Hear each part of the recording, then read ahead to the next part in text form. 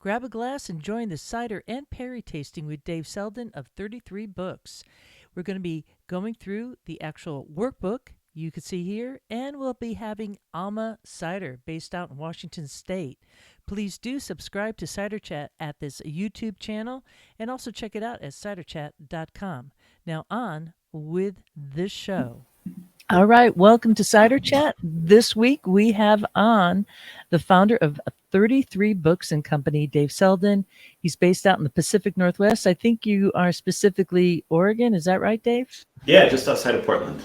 Nice, a beautiful area of the world, and certainly a libation hotspot. Dave is going to be telling us a little bit about himself, but we're going to be talking about this book that he has here. We'll bring that up the screen in just a wee bit here, but he has this amazing business of setting up a number of tasting books to different niche audiences. But for us today, we're going to be talking about specifically cider, and we're going to be doing a tasting of both a cider and a perry and working through the workbook. And we're doing this in like real time. Dave has the same products on his side of the world or on the West Coast. I'm on the East Coast, and we're going to be drinking the same bottles, well, not the same bottles, but from the same manufacturer. Right. And that's Alma Cider. And we'll talk a little bit about that. But this Another is Dave. right. That's right. From Alma. But let's go first to this little piece here and bring you up with this. Oh, I just removed that. Hang on a second. Now we're going to add it right up there and bring you up there. Okay. The 33 Mugs of Cider. Why don't you first, before we go into that, tell us a little bit about yourself there and this project that you've been involved in for quite a while here. Yeah, totally. So I'm a graphic designer by training. I worked for lots of years in advertising and marketing and so on. And just kind of as a hobby back in the mid 2000s, sort of like you, I guess, tried to turn some of my passions into a little hobby. And so I was writing a beer blog at the time. And kind of one of the first ones in Oregon and even in the country, believe it or not. And as a result of that, all these like PR people started reaching out to me and saying, "Oh, would you come to our beer festival and cover it?" I'm like, "Free beer? That sounds amazing. I absolutely do that." And the thing about beer, sort of similar to cider, is that it has a little bit of a memory depleting quality to it. And so I needed a way for myself, for my own writing, to keep track of all the beers I was trying at the time. And so I developed a little notebook that I could use to quickly take notes at beer festivals and events and things like that. And so, yeah, that first print run, I was like super stressed out about it because you can't just make one book. You have to make like 2,000 books kind of to get started. And yeah, they sold out like within a month or two. People were really excited about them, and that was kind of the beginning of everything. So as soon as I had a beer ones, people said, "Oh, you should do a wine one, and you should do a cheese one." And yeah, lo these many years later, I have something like 30 books, Wow. including cider, which was actually, I think, my fourth or fifth one. You have one for coffee too, right? I do, yeah, totally. I've just kind of followed my own passions and interests, and I'm interested in a lot of food and beverage stuff, and so yeah, it's been a lot of fun. That's like the super geek, factor here that I could totally relate to because anyone who has a passion for a particular libation does take notes, gets into it, likes to remember that, then brings these books and, shares it with their friends. Or if you're going to like a club meeting or you're going to a conference, it's hard to remember all these fantastic libations, particularly to cider or perry, and not have a resource like this. So you're really hitting it, and it's a kind of a cool setup. How did you design this, and what is the like? Maybe that's also kind of brings us into like usage and how you use the book.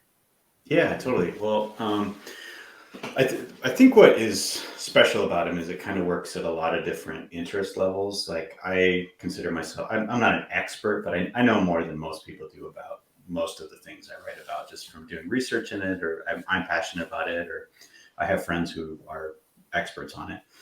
So I know a fair amount about stuff. So for me, what the value is that I can use something to take notes quickly. It's just check a few boxes and move on with my life and on to the next cider or the next whiskey or whatever.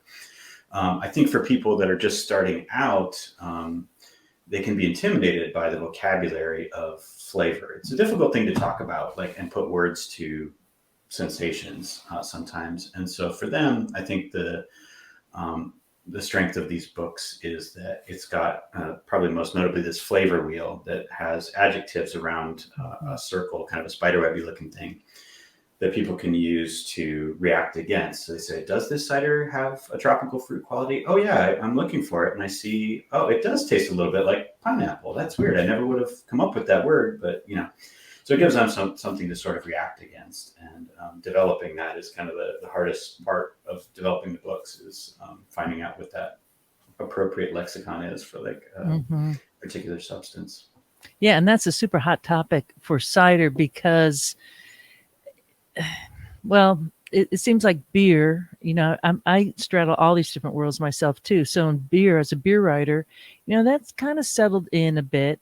You have the judges, and it's kind of honed in. There's been many years. Certainly with wine, there's a whole line of different judging, from like Robert Parker to like going way back. But cider is really finding its place in a way on how do you actually describe this. So I want to tell you straight up, Dave, that this is going to be like 2 simultaneous episodes with you talking about 33 books. And also we'll have Richie Brady coming on the following week, talking about the lexicon of cider at a presentation he did at CiderCon.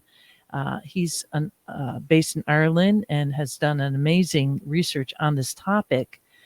And then there's someone like myself who's an aficionado, has been involved in cider for like way long. And I definitely look at the need to constantly describe it on the podcast.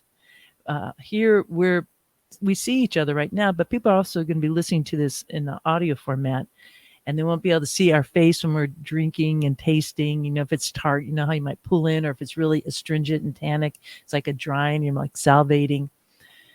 So that descriptor piece is something I'm always really searching for, like how to refine that, how to get better at that for my listeners so that they're getting a sense as real as possible, which is why having a tool like this is super cool.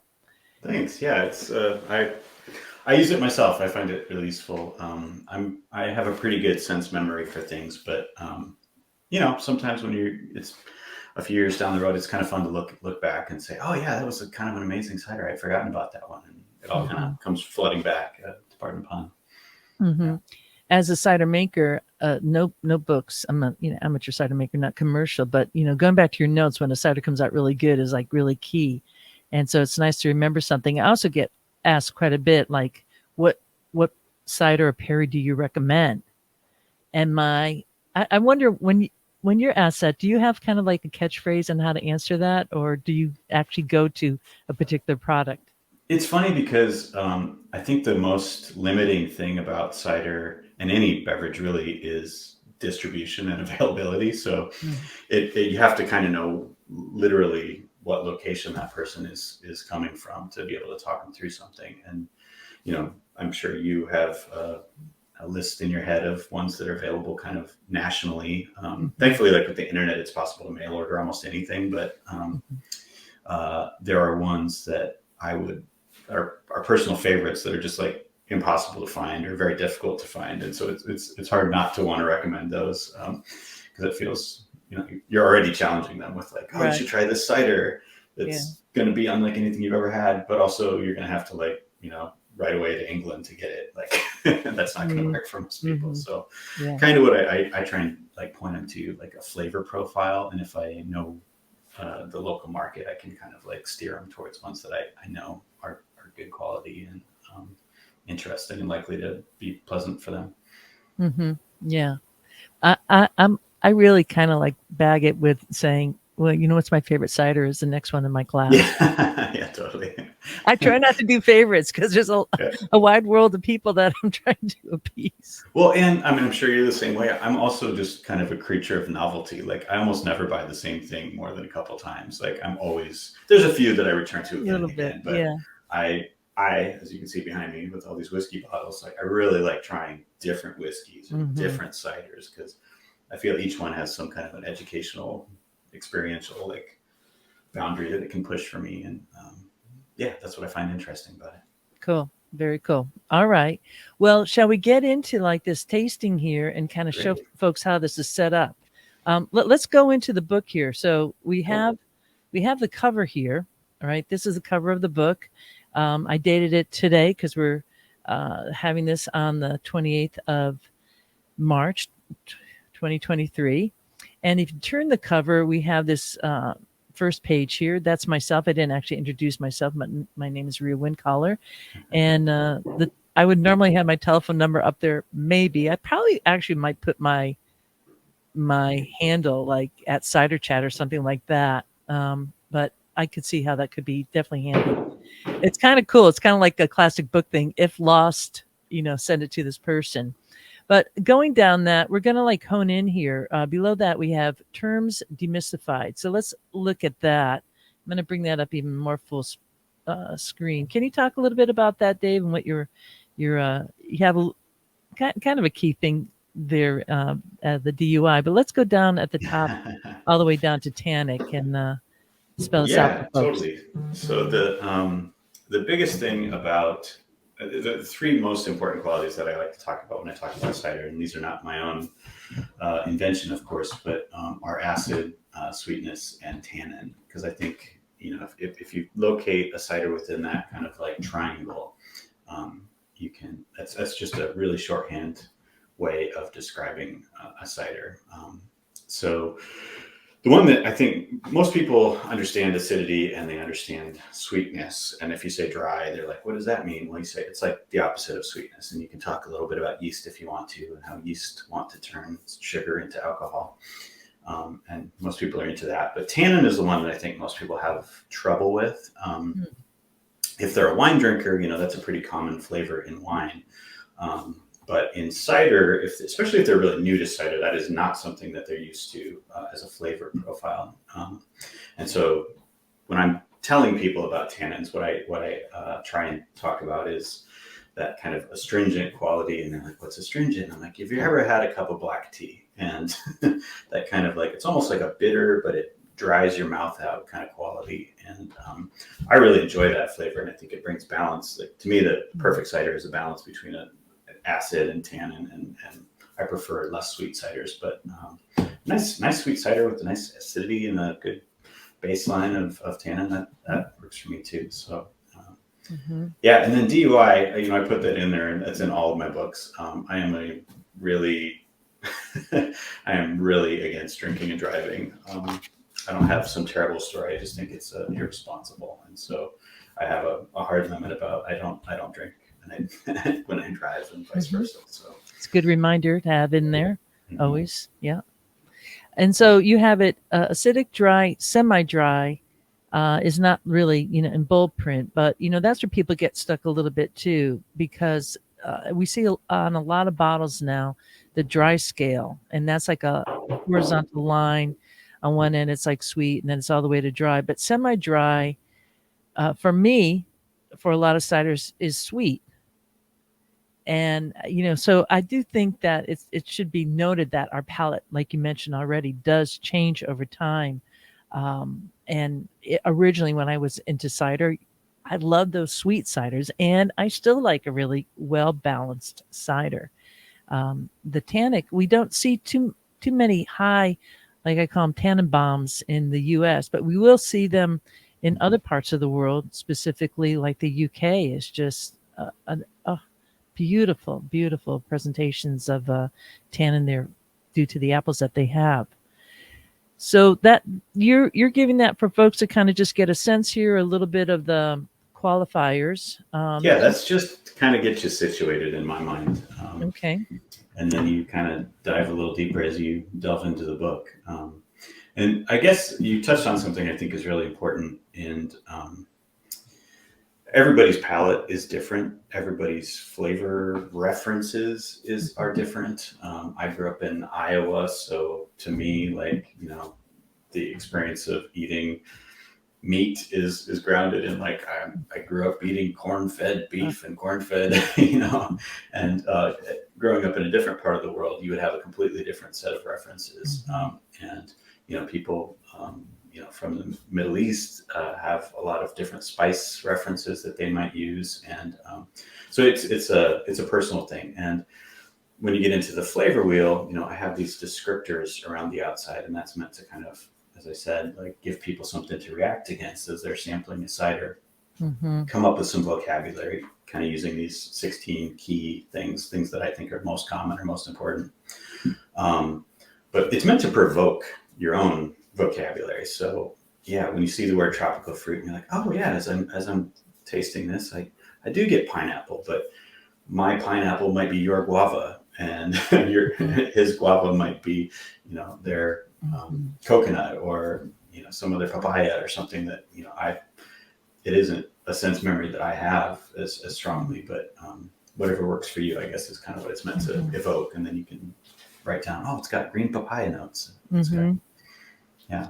I think I like the wheel because it gives you something to talk about, but it can be a little intimidating. I remember the first time that I ever saw a flavor wheel like this, and I was like, well, this is when I was first starting out, like, drinking wine in college. I'm like, what the heck do I know about body? What does that even mean? How do I approach that? So how would you explain to people, in terms of cider specifically, how are you gauging that? I mean, we're looking at the flavor wheel too, and I just want folks who are able to see this or even to imagine it. He has it where it's all darkened, and he did the flavor wheel here for this book using a single varietal Yarlington Mill cider out of Oregon. And the body looks like it's a little bit lower because you have it kind of gauged in towards the center. Is that true? That's right. Yeah. So okay. it's a little difficult to imagine, but if you imagine kind of a spider web, or a bicycle wheel is maybe even better. And a bicycle wheel has spokes around the outside, right, that keep the rim from the hub. And each of these spokes has an adjective labeled on it. And there are 16 spokes on the cider book. And those, to me, are what I consider the most common or most essential descriptions. That it's not all encompassing, because I think you're right. I think what's intimidating about a wine flavor wheel, or cheese has its own flavor wheel and coffee has its own flavor wheel, is those are really targeted towards a professional audience, and they include the entire universe of what is possible. And so often those flavor wheels have not 16 spokes, but they have 100 spokes, and they're color coded. And there's just a lot of layers to the data that you have to parse, and it looks really intimidating. The other thing I would say is that oftentimes those kinds of flavor wheels include language that's meant to identify defects and quality issues, production issues. And technical language that is really common within the industry. An example of which might be like phenolic, and phenolic has that medicinal quality to it, and it means something really specific. And if you're a food scientist or a fermentation specialist, oh, that has this kind of a bacteria active in the fermentation. And I think for your average cider drinker, that's not something that is ever going to come up. It's an uncommon flavor. Unless we're talking about UK ciders, but that's another topic. And it's intimidating. So what I try to do is select natural language, universal language that is generally positive in nature. And that's kind of my philosophy. I like that. About it. Yeah, I like that. I like that you're simple. We're allowed to look at what we are noticing and not necessarily the defects. I like that because it's really easy to crush something. And it takes a little more finesse to lift it up. And cider always needs lifting up in my mind. And, I don't want to spend my time crushing people. So cool. I just want to get back to that body piece. And so anybody, tasting a cider, is there like a mouthfeel or something that you look for when you're tasting body?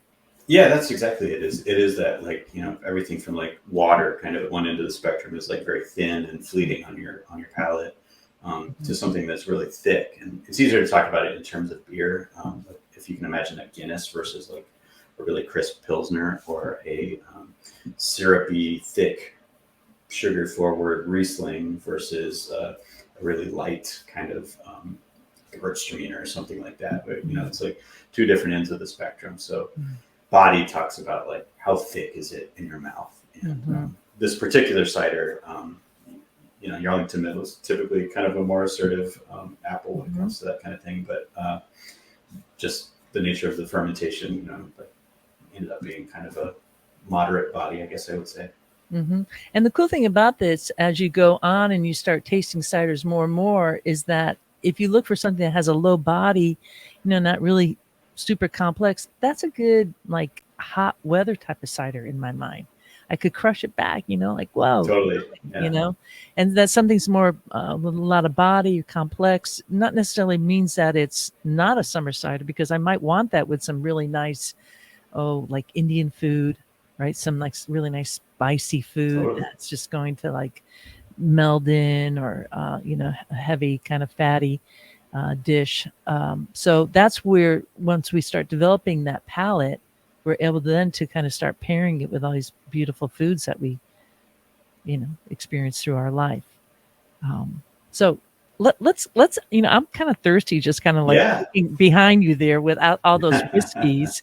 I'm going to bring up, while we're going to be drinking something from Alma Cider, and we're going to be using that little page there. So Cool.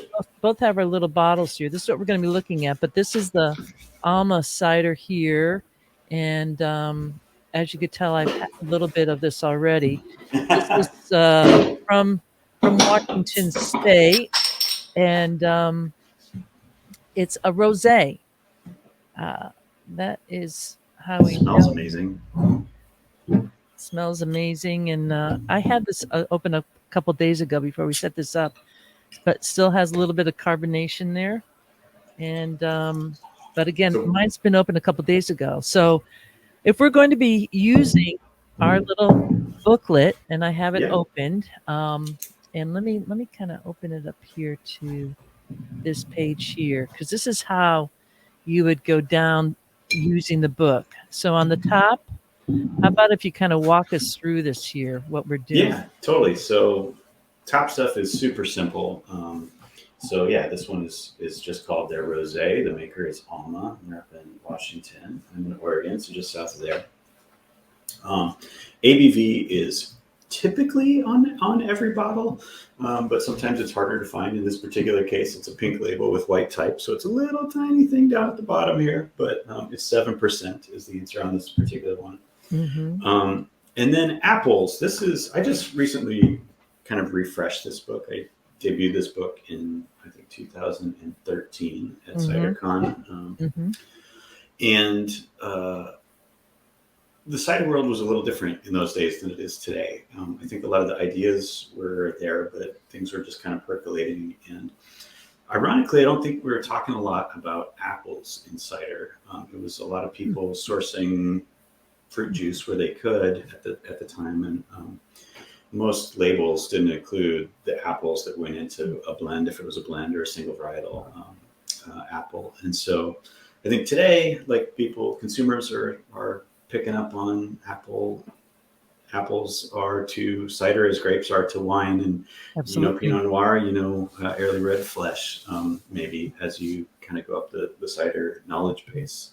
Anyway, so I added a line for apple. Sounds super simple.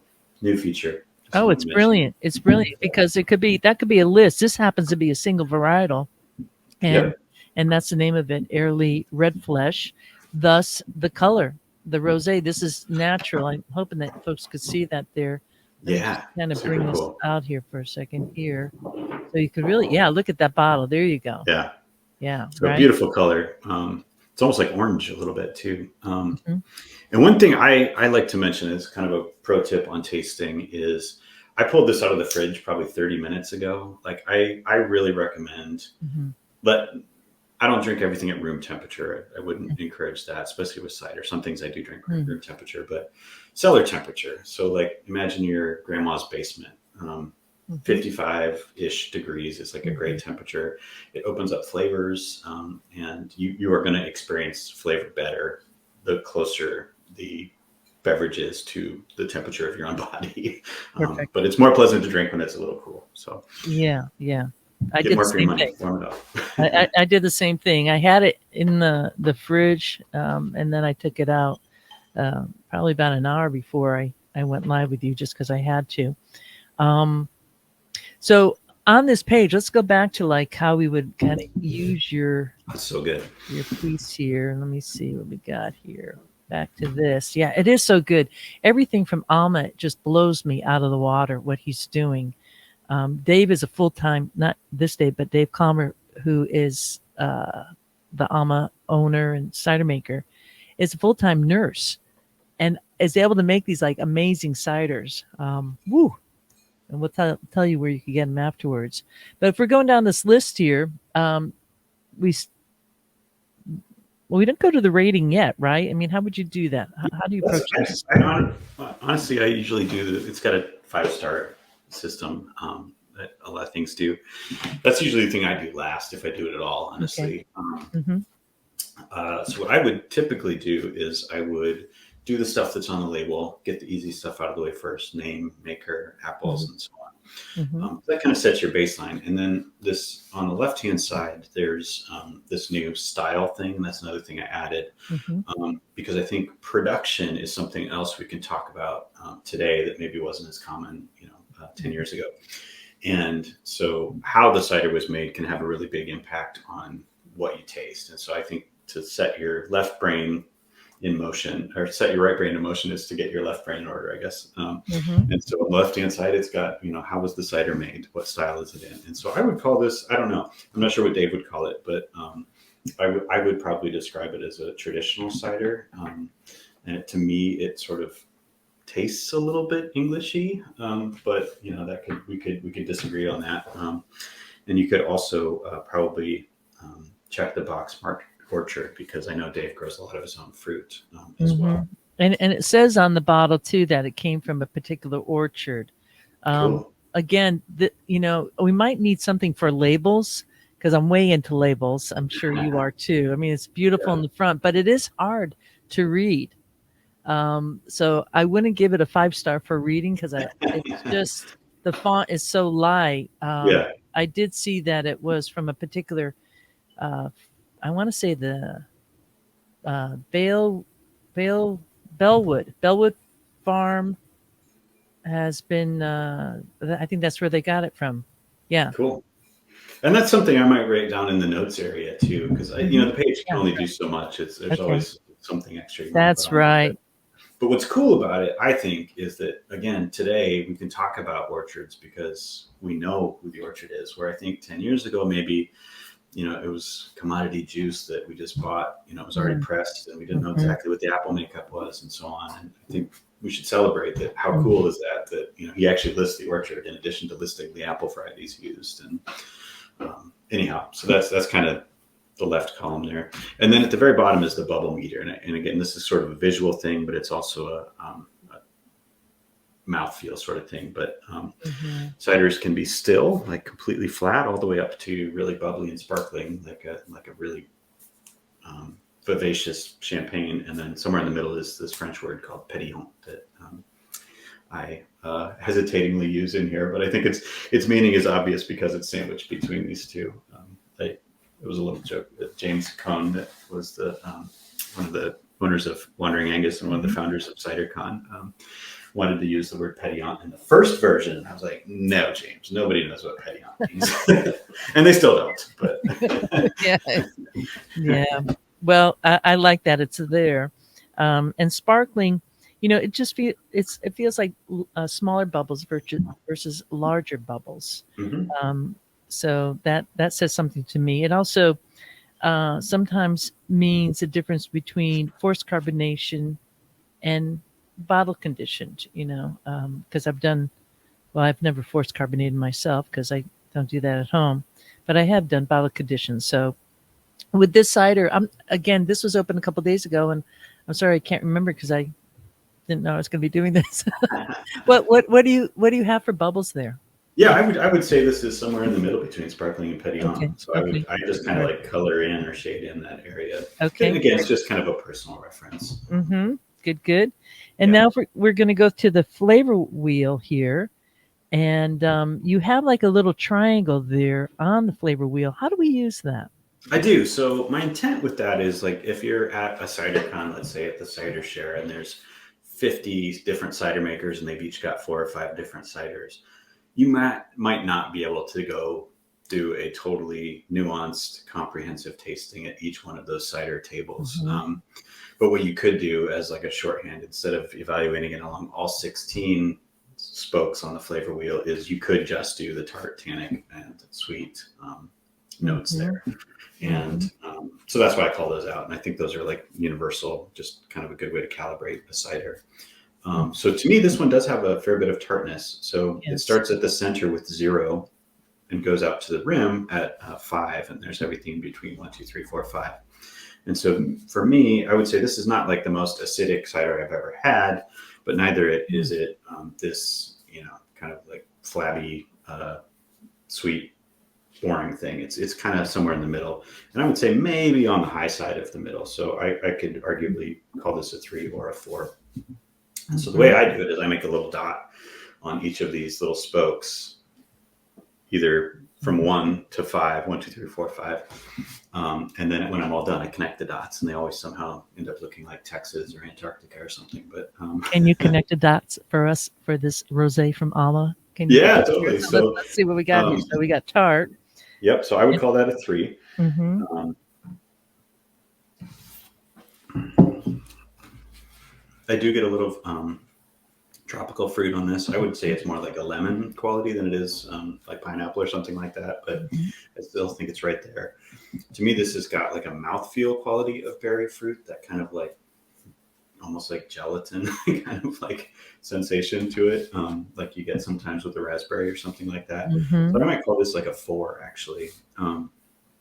Dark fruit, I get almost none on that one. And then dark fruit is one of those ones.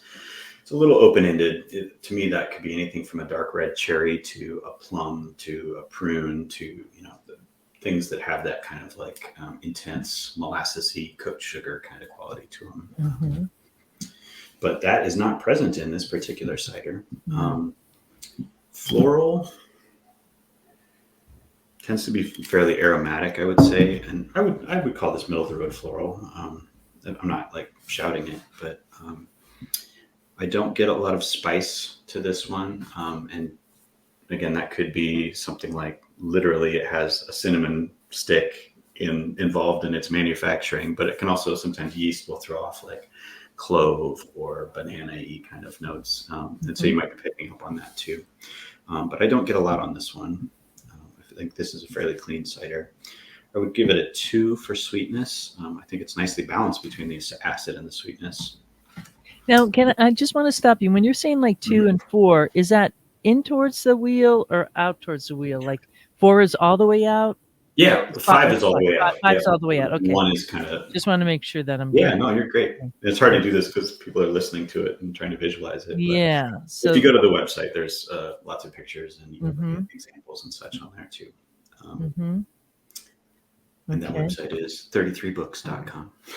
That's right. Links in the show notes. Yeah. Okay, cool. Yeah, so that's what I do. And I don't, well, it's kind of boring to hear me go all the way around probably, but. Well, how would you describe the tannin in this? It's definitely there. Yeah, I think it is. Again, it's kind of that like base note. It's not like mega tannin where I'm like scraping my tongue after I finish it. To me, that it's all such a nice balance that the acidity of this one kind of like cleans up that tannin that can kind of hang around a lot of times. And it's funny, we were talking about phenolic. I actually get some phenolic on this one. It has that kind of like fresh box of Band-Aids a little bit. And I don't think that's a bad thing. I really actually like that flavor, but not for that sensation. But that does not sound good at all for anybody who doesn't know. No, it's not gross Band-Aids. It's like that clean, when you walk into a hospital room or you open a box of Band-Aids, it's got that kind of Yeah. I'm not getting that. Yeah. That's cool. That's It's I think interesting. it's a volatile chemical, so it may be that, my Yeah. bottle is freshly opened and yours is Mm-hmm. not. That's what it Mm-hmm. is. Which is Again, something to know. our Sometimes, palates are all relative too, so yeah, my reference is different than right. yours. Yeah. Mm-hmm. Yeah, I really get like well, we're still going around here. You had tropical fruit, and I'm not. I just get the apple where Mhm. you are in like a storage shed of apples, and you're having that kind of like lingering smell. It's almost like on your clothes a bit. So I do get that because I mean that's a pretty powerful little apple there, that little red flesh, Yeah, and totally. it's 100%. So it's shining through on that. Um, and I do get the tannin. The way I work through tannin is how much I'm getting for salivating in my mouth. And as we do this podcast, as we're continuing to talk, I'm going to probably get that more and more, as I'm drinking. But just it's not super, but it's really well balanced, which I super like. Um, so just to kind of quicken this pace up here a little bit, and the aroma, I'm going to go on that wheel there. The aroma is like on the far upper quadrant, left quadrant there. The aroma still, even now, is popping out of my glass, and I have a nice, pretty big goblet. Glasses do count for sure. And this is again a couple days it's been open, so maybe almost a week it's been open, Wow. and I'm still getting it. And that I find with cider, unlike wine, I can kind of recork it and just go back to it, and it really sometimes it's not bad to do that. It actually shows a whole new path that it's going down. It's not like it has to be drunk super quick in that way, which is Totally. I great. agree with you. Yeah. Yeah. Sometimes the carbonation will go a little bit, I would say, before it, but then it's Hmm. just kind of a nice, it moves Like a little mine bit more did. towards still. Yeah, Yeah. totally. Yeah. Yeah. That's not necessarily a bad thing. So I'm wondering, can we just take a little glimpse at your wheel here? If we Yeah, totally. I just kind go of up. paused here for a minute. Here, let me Yep. finish filling it up. Yeah. Um, and I do find this, It's you know really what? cool cider. It's a really amazing cider. I just love everything from Alma. And I do find it has a certain balance that I really like from the acid to the tannin. If it's melded well, my body just says, ah, okay, I'm not having to like really pull back. I'm not a big fan of really high acid ciders. That's my own personal preference. And here it's really spot on for me. This is like a sessionable cider for me. And it's a nice size too, because this is not a 750 mil. It's I agree. like I actually, 350. the first time I tried his cider was at CiderCon this year. Oh wow. He stopped by my table and we were talking about something, and he's like, "Do you want a bottle of Perry?" And I was like, "Yes, Yeah. absolutely, I do." And so that was when I had it. And then when I got home, it was just after my birthday, and my wife had given me a gift certificate to use at. Now I'm of course blanking on it, but that great little Pre- press them press press. and press. That's it. Yeah. Yeah, totally. So they were on, I know, a couple weeks ago. So Yeah. yeah, here is my flavor wheel there. Oh, I love it. That's cool. I see how you did it. Nice. And Yeah, and so it's really leaning towards the balance too. So that's a I think that's what's so awesome about this. It's just a really well-made cider. It's nicely integrated flavors. It's not. Sometimes ciders can be kind of spiky. I call them, where it's like it's mhm, just punchy acidity and punchy, mhm, bubbles or whatever. And to me, this is just mhm, nice, smooth, as you said, sessionable. Just mhm. tastes great. So this is a good place where folks could do a screenshot right now, wherever you are in the world. If you're watching this on YouTube, and of what Dave just did for this particular cider, you could order it at Press Then Press, because I'll ship it to you, and then see, start doing comparisons, which is a nice way to do it, right? That's part of the fun Absolutely. is developing our palate. And what was cool on the website is you can actually get a like a flight of Alma ciders. So I got this rosé, I got a Perry, and then they have one called Dry that it's just kind of a blend. Also very Hmm. nice. Yeah, yeah. Well, I've been talking about this little Perry Super. from Alma. Read the label, and He does give a little bit of nice description on it of what you can expect in the bottle, saying that it's going to be dry and whatnot. And I'm going to bring up the Perry page here. Let's see if I could do Cool. this. Just gonna rinse my glass here. This, and this is there's a Perry. And this one is 6.1%. And we don't know what the varieties are, which is not unusual when you're talking about American Perry. And it's unusual to have Perry in the U.S. I mean, how many Perrys do we actually have that is a classic Perry, pear, Perry, versus a Bartlett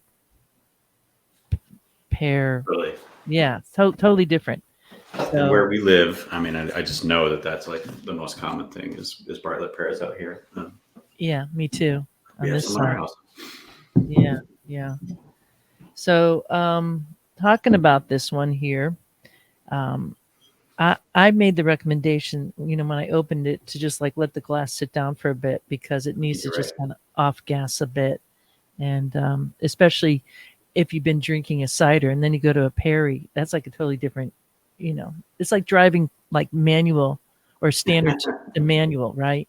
Yeah. Very different experience. So you have to kind of let your palate reset.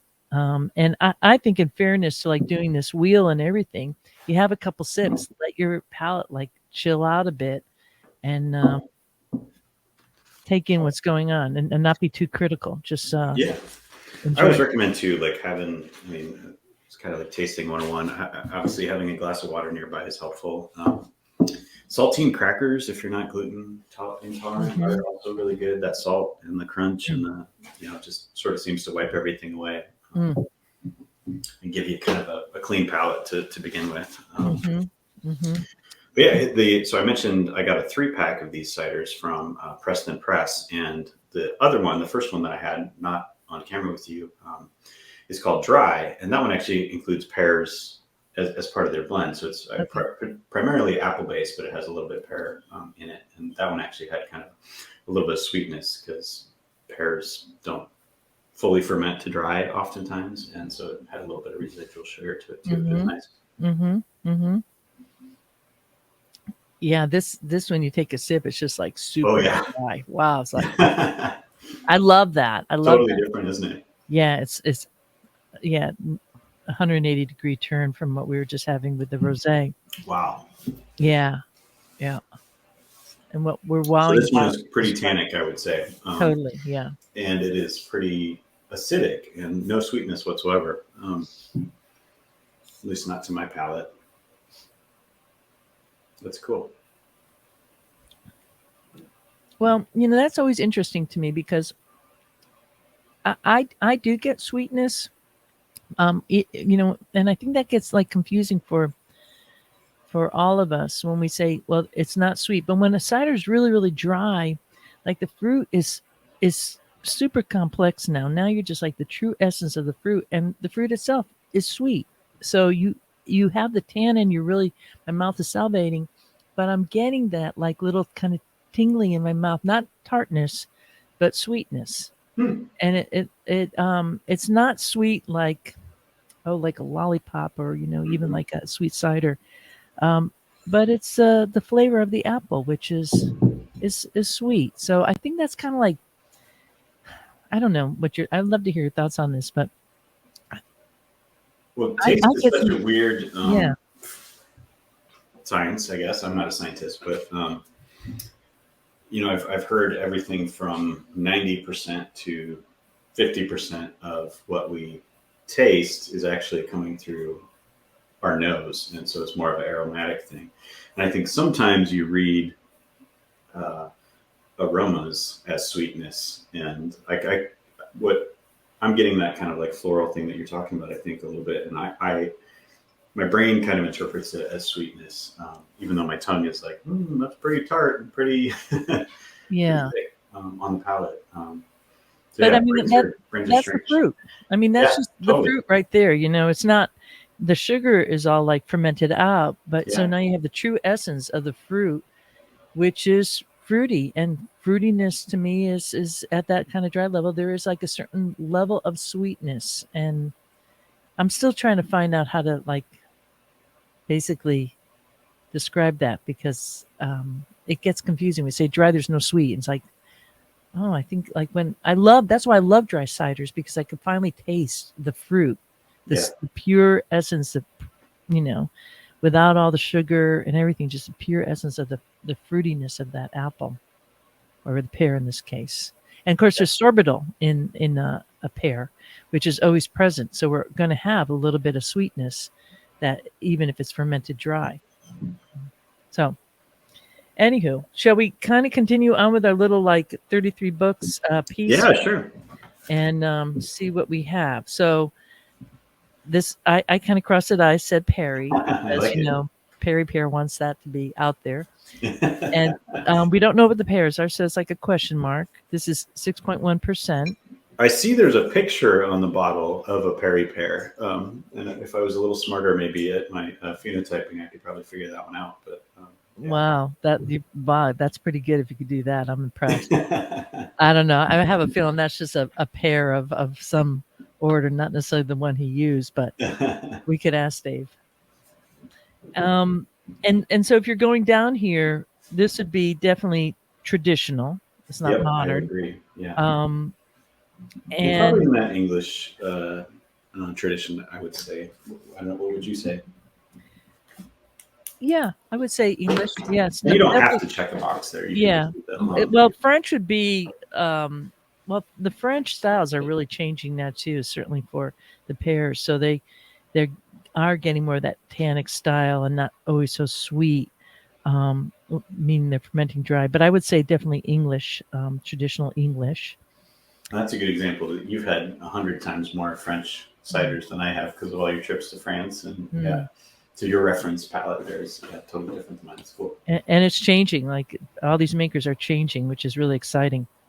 Um, and then I'm wondering, he didn't say it anything about foraged fruit, but I wonder if any of this is foraged.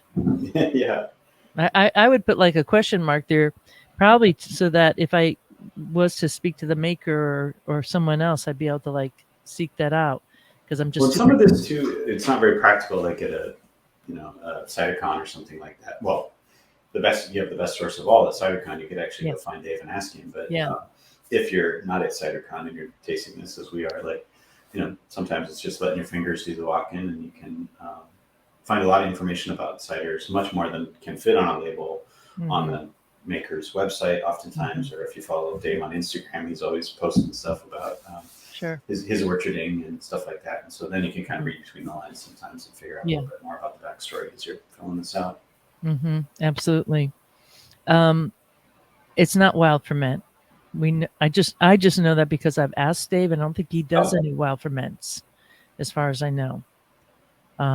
So, and I know that he kind of uses, maybe I have to re-listen to the episode, but I think it's like kind of like a wine yeast or something like that. So I'm not sure what he's doing with this one, but I'm gonna guess this is not wild ferment. I think it'd be a really different profile here. when I opened the bottle, that was the impression that I had, was that it was a kind of an assertive yeast, Yeah. white wine yeast of some kind. Mm-hmm. Mm-hmm. But as you said, as you let it kind of off gas a little bit, Yeah. top note kind of went away. Mm-hmm. And then the bubble meter would be sparkling, Mm-hmm. right? That's Yeah, how I I would would go agree. for Yeah. that. Okay, kind of go on there.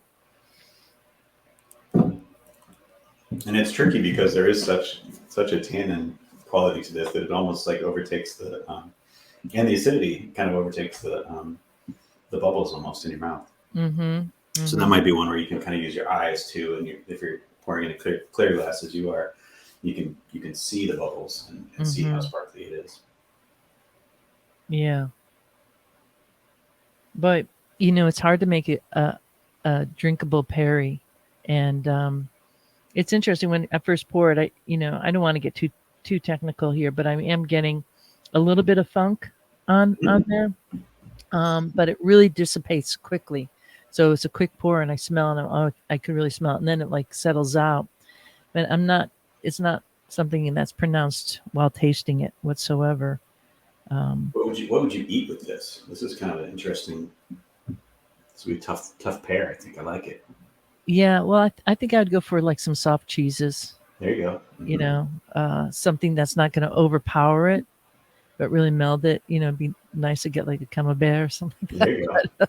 And Yeah, that creamy thing could work well with the acidity and the the creamy would be nice. really good. Yeah, and I imagine most folks could get some kind of nice little soft cheese there.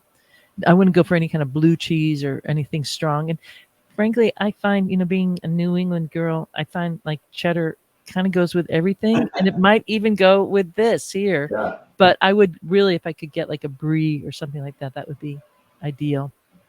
I love it. I think that's a Yeah, great idea. yeah. And sometimes I also like just slicing an apple or a pear to have with a drink. That also helps me Hmm. define it too. Yeah, but I think the acidity in this one makes it a very like fatty food kind of friendly. Hmm. So fish and chips might be kind of fun with this too. Yeah, the tannin is just so delightful. It's so untypical for what we get in the U.S. So when I have that, it really makes me happy. And one of the ways of like seeing, well, how much tannin is this? Is now as I'm talking, which makes it difficult, I feel like I'm going to start dripping like out of my mouth a little bit, and that would tell me high tannin. So on the wheel here, it would be out on like the 5. Although I've had much higher tannins that just blew me out of the water. And sometimes when I have one like that, I will actually like draw a sixth point outside the Outside, perimeter, I was and I'll go wondering. out. Yeah, That's right, because you think out of the box, buddy. I get yeah, it. exactly. That's true. Yeah, that's the way to deal with it. Hmm. But this, in general, would be way out there, and it's pretty darn well balanced. We have a just enough tart. It has a nice body. Um, it's lingering. I probably, if I was going to be, really, I hate going critical, but it's not critical. But if uh, a complex drink for me is something that's going to really fill out my full mouth, and this is very forward on the top. It's not in my cheeks and all the way around. And you can get that from a cider. It just might not be that what these pair of varieties want to do, or the maker wanted to do. Okay. But it's still wonderful. Hmm. Yeah. One thing that I think is kind of cool about this one, sometimes you don't, when you use a word like herbal, you could literally mean like it has rosemary in it, for example, or something like rosemary was used in the production process. But sometimes a cider, and I don't think this has any herbs in it, but like yeast can do that, and just fermentation can do that, and the varieties can do that. And to me, this one is like, if I was going to put a color to this cider, like the Mm, fence mm, color that I have, it's green. Like it just has a green kind of quality mm, to it. mm, mm. That's interesting. Yeah. Sometimes with Perry, I get like I do get spices. So I'm gonna Mhm. just take a little sip here again. Yeah.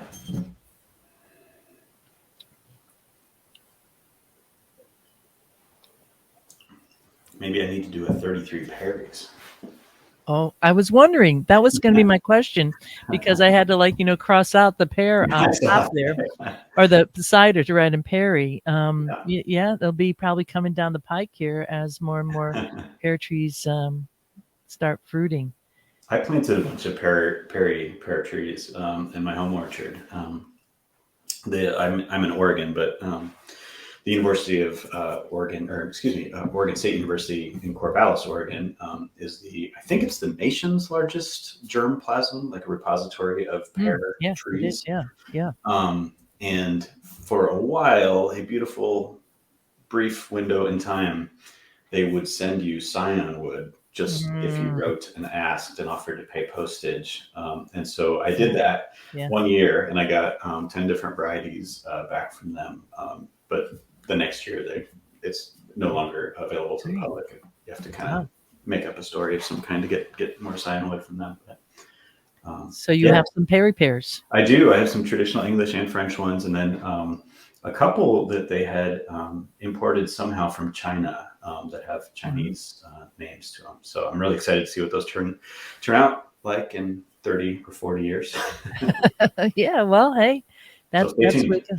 to. It's something to look forward to, and that's really cool that Yeah. you're doing that. And thankfully, they don't need to be moved. Right. Yeah, Very thankfully, good. All right. exactly. Yeah. Actually, they need to be planted because they're in kind of my like nursery bed right now. Oh, So wow. my Okay. plan is to plant them this spring in their All final right. resting place. Did you happen to what did you graft them on? Like a standard size or Yeah, it's the old home is the rootstock, and I can't remember it's a number. Like, and in my brain, I'm seeing threes and eights, but I couldn't tell you which okay. one exactly. All right. But remember it's old home is the rootstock. But I think Okay. there's multiple within that. Great. Um, Cool. but Yeah. I had a much. I'm a very new grafter. I mean, I've done a couple hundred trees now, but I'm still very That's pretty good, man. A well. I'm couple learning. hundred trees. Come on. Yeah, More than I've not ever all of done. them successful, especially with the pears. It seems like pears were a little bit more fussy, Hmm. and I think I was learning, especially with those. So Interesting. my Yeah. success rate was not as high. Yeah. Yeah. Yeah. Well, they are really beautiful, and I think that Alma Cider did a nice job with this Perry here. Um, I look at for me doing the wheel, it like I would really have to like sit here and kind of concentrate to Yep. do the right service. But I just like having the notes here, and so why don't we share like how folks could get this book? And Yeah, absolutely. So, like everybody in 2023, I have a website and I'm on all the social media, including TikTok, barely. So I get posted too. But yeah, 33books.com. And it's really easy to navigate. There's a little pull down, even you can select cider and you can see all of my cider things because I do have some other things for cider lovers. mhm. And yeah, I'm on Instagram and Twitter and Facebook, 33 Books Co.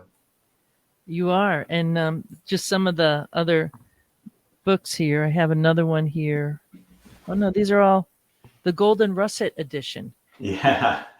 Every once in a while, I get a wild hair and just want to do something creative and different. And so that one is unique in that it has the insides are basically the same, but Yeah, it's got a metallic gold ink cover with a metallic gold foil that I embossed on it after the fact. I love that. So, I mean, this is something that folks who are like super geeks, like you and I, who just love to like go niche, niche, niche. But for if you're having a party, or even this would be a great thing for your girlfriend's, party, kind of hanging out, and maybe little shower gifts or something. Yeah. If you're going to like be with friends who like to drink cider, or putting in the stocking stuffer. There's so many ways to do this, just to encourage people to be thoughtful of what they're drinking. And I think we just kind of owe it to the apple and to the pears, all the palms, to really get to know them, because they play a huge, enormous role in our history, our mythology, everything. And this is a nice little way to delve into it. Yeah, I've heard of all different kinds of ways people use them, and that's fun for me too because obviously my original intent, and then what people do with it out in the world is really cool. I've heard of like spouses will sit down and taste the same cider, and Mhm. one will do this side and one will do the other side, and then they compare notes after the fact. And I've heard of people doing Zoom tastings and things like that together. And yeah, it's just it's fun for me to see where they end up. It should be fun. Yeah. Well, I really appreciate taking the time and you doing this good work here and getting us all a bit more educated. And again, we'll have links in the show notes on how to get Dave, but you could Google 33 Books. It's on Instagram, TikTok. I'm going to totally follow you on TikTok. And while There's we lots of can, printing videos there. I specialize in printing videos there. that's awesome. Who doesn't love that? Yeah, because you're very thoughtful on how you print this. Mhm. So I've seen some of those videos, and we'll be in touch. And I want to like click glasses with you, but I'm gonna have to click my own too. There you go. I was going to say thank you so much for having me. It's like a special pleasure for me because when you're a graphic designer and you're a printer, it's a very solitary pastime. And so I listen to your podcast all the time. And I think I told you when I saw you at CiderCon, it's so weird to see you in the real world and hear your voice, and it's interactive instead of just me listening to what you're saying. So anyway, thank Yeah. you for having me, and thank you for all the good work you're doing.